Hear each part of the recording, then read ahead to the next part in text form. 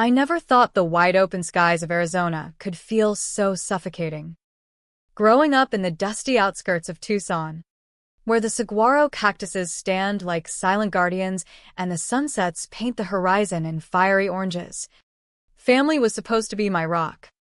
But after my divorce shattered everything I'd built, I clung to them like a lifeline, pouring every dime I had into keeping us afloat.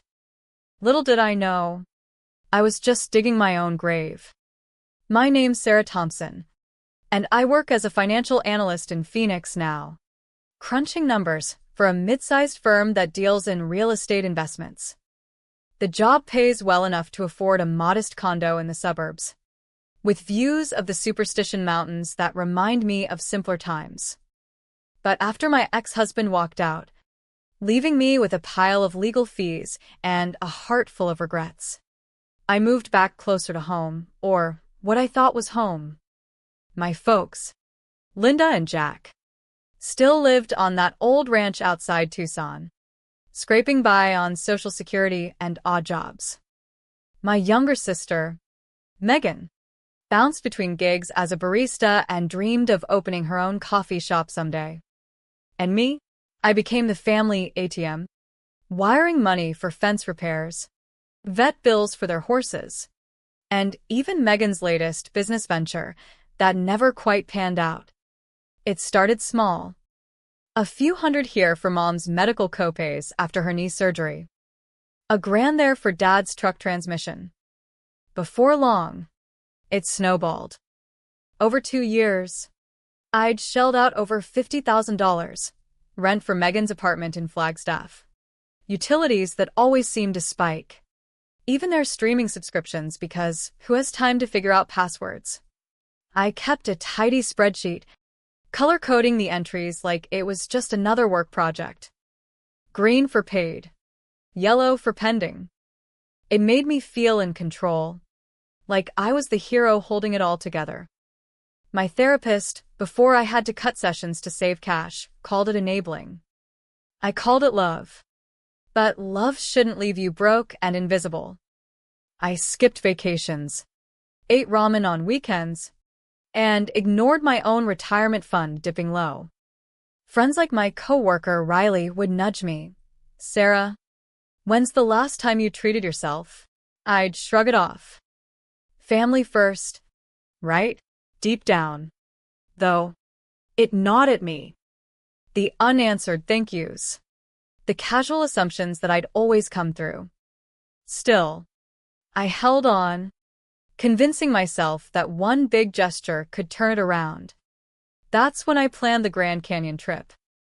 Arizona's crown jewel, rafting down the Colorado River, hiking the rim trails, staying at a luxury lodge with those panoramic views that make you feel small in the best way. I'd saved up $25,000 for it, scraping every bonus and overtime hour.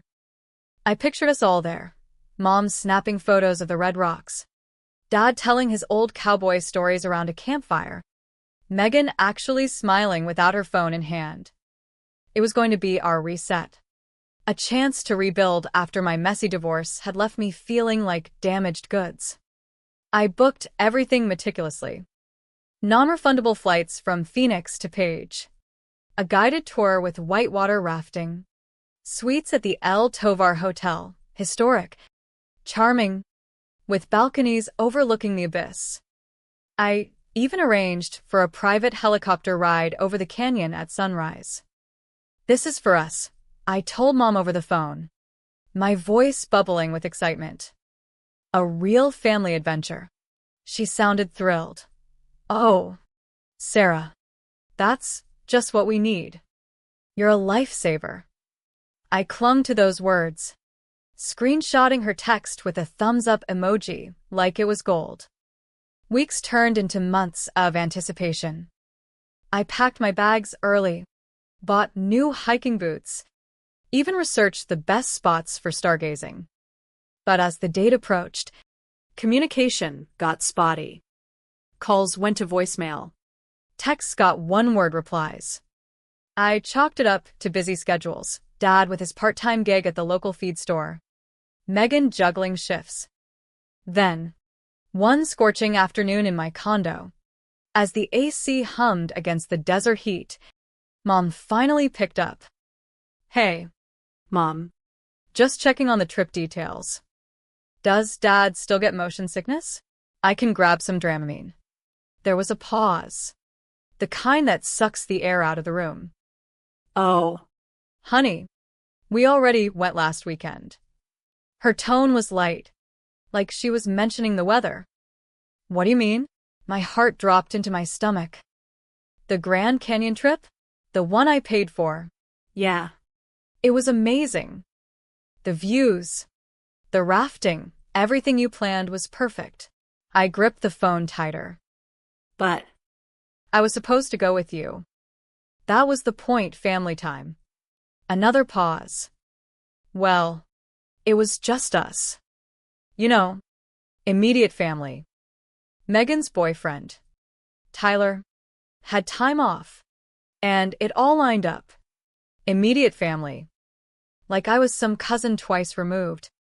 Tyler, the guy Megan had been dating for 6 months. A mechanic from Sedona, got my spot." I could hear laughter in the background, the clink of glasses. They were probably at the ranch, toasting their adventure. I didn't yell. I didn't cry. I just said, "Okay," and hung up. Then I opened Instagram. There they were, photos of Mom and Dad grinning on the canyon rim, Megan and Tyler splashing in the river. All tagged Family Goals Grand Canyon Magic. The caption on Megan's post: "Nothing beats quality time with the ones who matter." The ones who matter. I sat on my balcony, the hot wind whipping through, feeling like I'd been gut-punched. I'd given everything, and they'd left me behind like an old receipt. That night, as the city lights twinkled below, something shifted. Not rage. Not yet, just a quiet resolve. If they saw me as an outsider, maybe it was time to act like one. The days after that call blurred into a haze of spreadsheets and silence. I stared at my bank statements, tallying the damage: $18,000 for Megan's rent and startup costs, $12,000 for Dad's truck fixes and insurance, $8,000 to clear Mom's credit cards from her online shopping sprees. Add in the miscellaneous, vet bills, groceries delivered to the ranch, even their Hulu account, and it topped $55,000. I'd been their safety net, but who'd been mine? I didn't confront them right away. Instead, I dove into work, closing deals on desert properties that promised endless horizons. Riley noticed the change during our lunch breaks at the office cafeteria. "You okay? Sarah? You look like you've seen a ghost." I forced a smile. "Just family stuff. The usual drama." But it wasn't usual. It was a wake-up call, echoing across the vast canyons of my mind. A month later, the calls started. First, Mom, "Sarah, the electric bill's past due. Can you spot us?" I let it ring. Then Dad, "Hey, Kiddo. truck's acting up again." Voicemail deleted. Megan was the boldest. "Sis, rent's killing me this month. $1,500? Pretty please?" Her text popped up while I was hiking Camelback Mountain, sweat dripping under the relentless sun. I typed back, "Only for immediate family. Remember?" and hit send. The 3 dots danced, then vanished. No reply. That evening, back in my condo, I logged into my banking app. The automatic transfers glared back. Utilities, phone bills, even their ranch's internet. My finger hovered, then tapped. Cancel. Cancel. Cancel. Each one felt like shedding a layer of dead weight.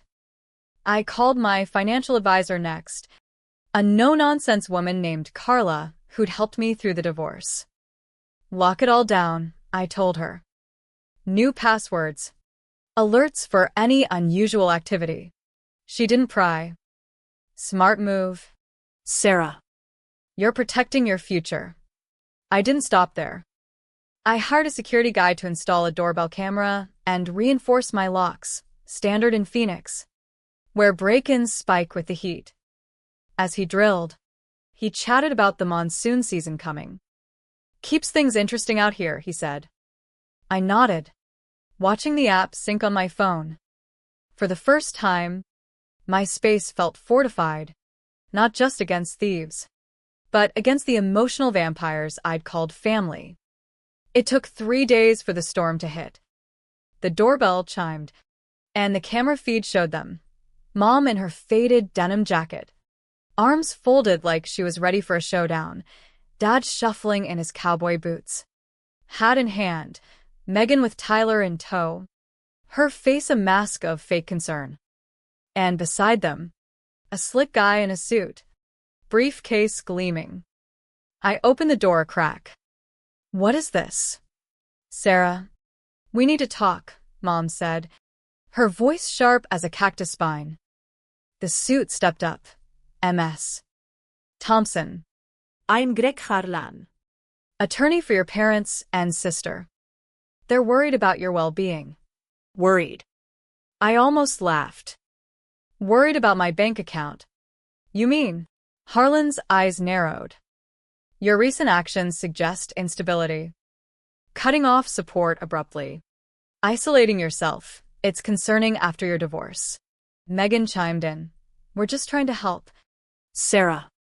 You've been through so much. Help. Like they'd help themselves to my Grand Canyon trip. You mean like how you helped yourselves to the vacation I funded? Took Tyler instead of me. Tyler shifted uncomfortably, staring at his boots. Dad muttered.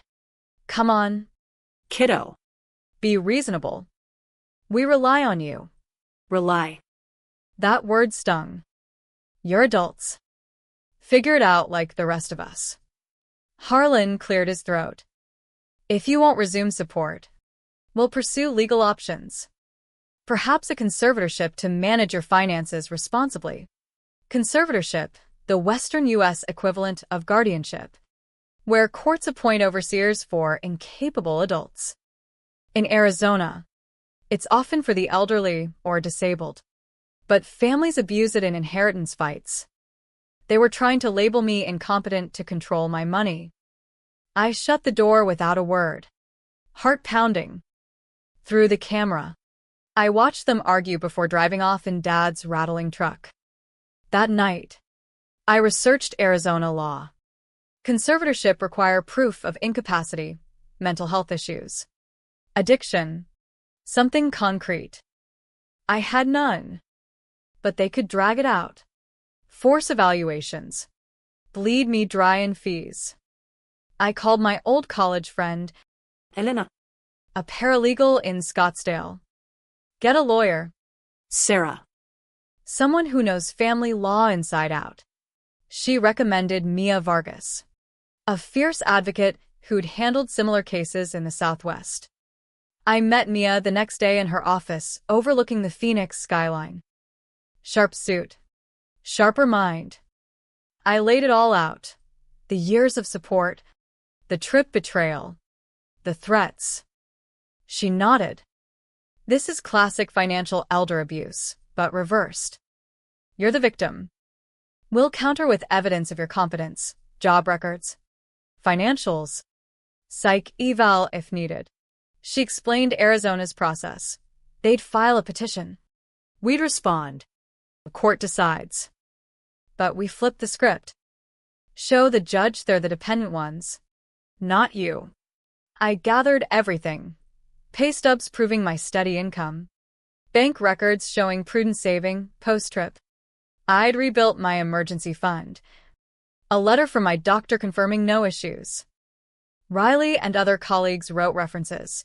Sarah sharp as a tack. Handles multi-million-dollar deals flawlessly. Even my hiking group leader chimed in, resilient and level-headed. As we prepped, the letter arrived. Petition for conservatorship, filed in Pima County, Superior Court. Grounds: emotional instability post-divorce. Erratic financial decisions endangering family welfare. They painted me as unhinged, a risk to myself. It hurt, but Mia said, "This is their desperation showing. We've got this." The courthouse in Tucson felt like stepping back in time, adobe walls, wooden benches worn smooth by decades of disputes. I walked in with Mia, my suit crisp against the dry heat outside. Mom. Dad. Megan and Tyler sat across the aisle, Harlan whispering strategies. Mom's eyes met mine, no remorse, just defiance. Dad avoided my gaze, fiddling with his hat.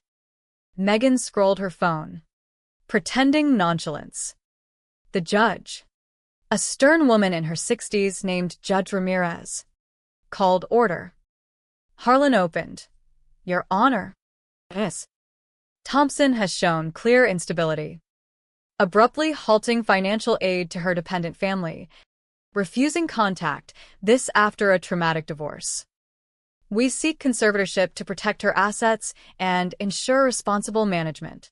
He submitted affidavits, Mom claiming I'd always been generous until now, Megan alleging I'd snapped over the trip. Mia rose, voice steady as the mountains. "Your Honor, this isn't about protection. It's coercion. My client supported her family voluntarily for years, over $55,000 documented. But after they excluded her from a $25,000 vacation she funded, taking her sister's boyfriend instead, she wisely stopped. That's not instability, that's self-preservation." She handed over my folder, employment history, glowing reviews, financial statements. No debt. No impulsivity. A clean psych eval from DR. Elena Ruiz confirms full capacity. Judge Ramirez scanned the docs. MS. Thompson. Approach the stand. I swore in. Hands steady. "In your words." Why end the support? I took a breath, the courtroom air thick with tension. Because I realized I was just a wallet to them. "Your Honor." I paid for everything, thinking it built bonds. But the Grand Canyon trip, I planned it for us. They went without me, said it was immediate family only. I saw the photos online. It broke something in me, but it also woke me up. Harlan cross-examined. "Isn't it true you've isolated yourself post-divorce?" "No," I said. "I've built a life, work, friends, hobbies." Isolation was funding their lives at my expense. Mia followed with the trip receipts, Instagram screenshots. Gasps rippled. Even the bailiff raised an eyebrow. Mom testified next, voice quivering for effect. "Sarah's always been our rock. But lately, she's distant. Angry. We're scared she'll hurt herself financially." Mia countered. "Mrs. Thompson, how much have you contributed to Sarah's life lately?" Mom faltered. "Well, emotionally. Financially? We're retired." The judge's pen scratched notes. Dad mumbled about family duty, but under Mia's questioning, admitted relying on my money for basics. Megan claimed I was jealous of Tyler. She overreacted to the trip. Mia showed texts, Megan begging for rent post-trip. "This looks like entitlement, not concern." Harlan tried to pivot. "Arizona law allows conservatorship for those unable to manage affairs." Judge Ramirez interrupted. "But where's the evidence of incapacity? I see a competent woman setting boundaries." After recess, she ruled. Petition denied. No grounds for conservatorship. MS. Thompson is fully capable. The gavel cracked like thunder.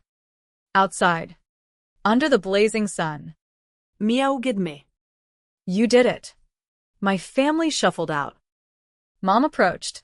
"Sarah, this isn't over." But her voice cracked. Dad whispered. "I'm sorry, kiddo." Megan stormed off with Tyler. I didn't respond. I just walked to my car, the weight lifting with each step. In the months that followed, I focused on healing. I joined a support group for adult children of dysfunctional families, held in a community center near Papago Park. Sharing stories under the Palo Verde trees, I learned I wasn't alone. Boundaries aren't revenge, the facilitator said. They're self-care. I started small joys. Weekend hikes in Sedona's Red Rocks. Pottery classes where I shaped clay into something new. Riley and I grabbed margaritas after work, laughing about office drama. Through the grapevine small-town Arizona talks, I heard they were struggling. Mom and Dad downsized the ranch, selling off horses to pay bills. Dad got a steady job at a hardware store. Megan waitressed full-time. Tyler helping with her coffee dreams.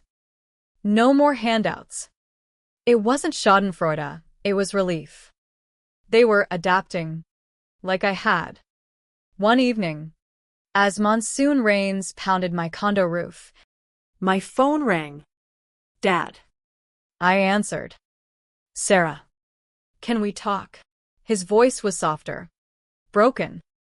I messed up. We all did. That trip. It was wrong. Tears welled. Yeah. It was. We talked for hours, apologies, regrets, the weight of dependence. It wasn't instant forgiveness, but a crack in the wall. Forgiveness doesn't come easy in the desert. It creeps in like creosote after rain. After Dad's call, we met at a neutral spot, a diner in Casa Grande, midway between Phoenix and Tucson. The place smelled of coffee and fry oil, booths worn from truckers' tails. Mom was there, eyes downcast. Megan too? Sans Tyler. Who had work. We sat, awkward as strangers. Dad started. We took you for granted. Sarah. The money. It became expected. But excluding you from the trip? That was cruel. Mom nodded, tears streaking her makeup. I was scared of losing the ranch, the life we had. But I lost sight of you. Megan fidgeted. I was selfish. Tyler pushed for the spot, but I should have said no. I listened, the anger I'd bottled fizzing like soda. It wasn't just the trip.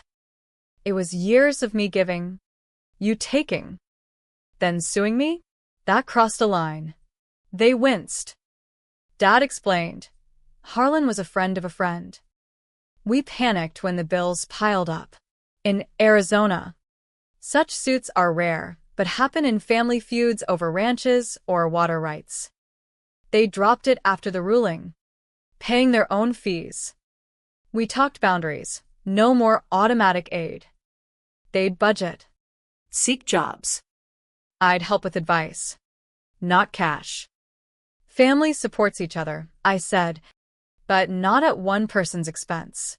By meal's end, hugs were tentative, but real. It wasn't a fairy tale.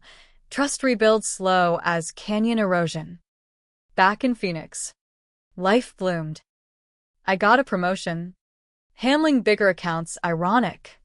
Managing others' finances after reclaiming mine. I volunteered at a women's shelter, teaching budgeting classes. Know your worth, I'd say. Sharing my story anonymized.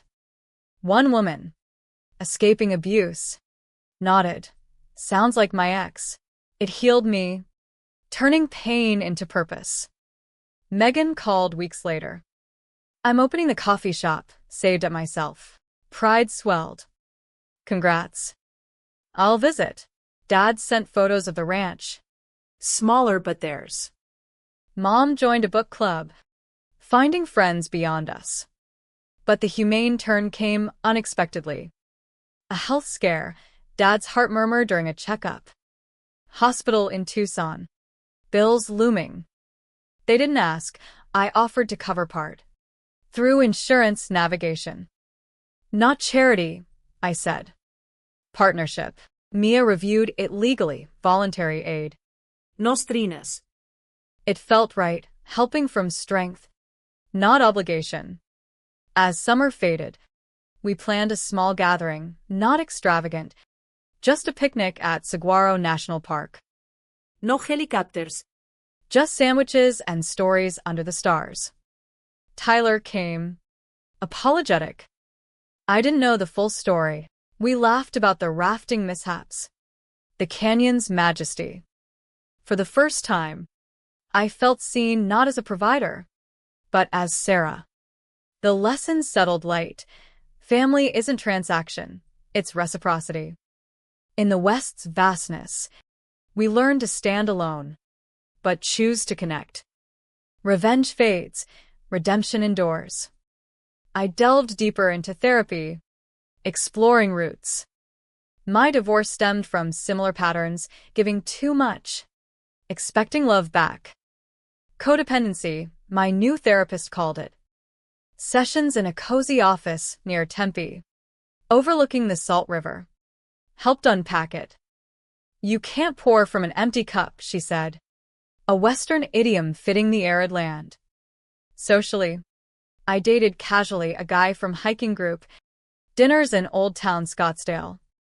No rush, self-love first. Work thrived. I closed a deal on an eco-ranch development, earning praise.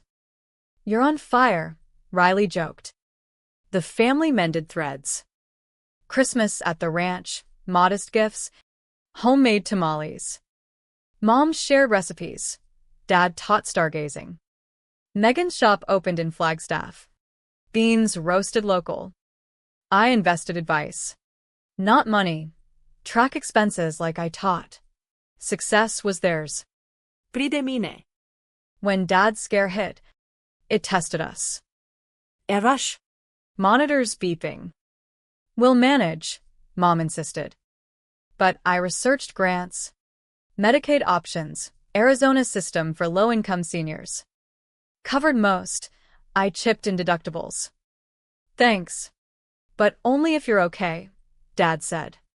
I was choice, not chain. Picnic day, coolers packed, trails hiked. Laughter echoed off rocks. To new beginnings, Dad toasted with sodas. Under the Milky Way, I whispered gratitude.